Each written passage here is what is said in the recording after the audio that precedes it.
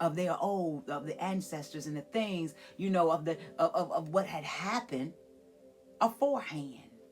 I'm sure they talked to Moses about, like our grandparents talked to us about the past, and the old people. It wasn't that he was estranged from the Hebrews. He knew who he was, so I'm sure he had relationships with his family. I'm positive of that. He snuck on over to them sometime and talked to them. They knew he was a Hebrew child. They knew that. So let us think and meditate on God's truth.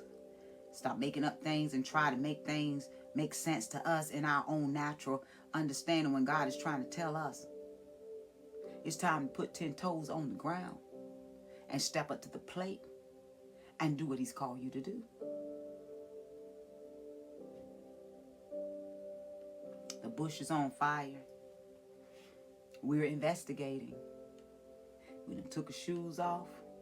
We're walking up and God is giving us instructions, because once God introduced himself to Moses and told Moses who he was, and Moses feared.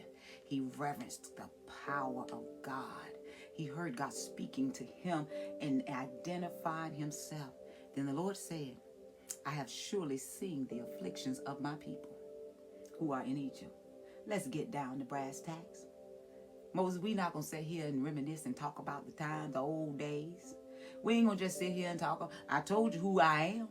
I told you I am the father of Abraham, Isaac, and Jacob. I told you all that. We ain't going to talk about history and all of that. We got to get the business, get the 10 toes down. We got to get to the business here. I've seen the affliction of my people. Now, Moses went through all of that. Moses went through all that he went through, from a baby until he's 40 years gone and coming back at 80 years old. Why?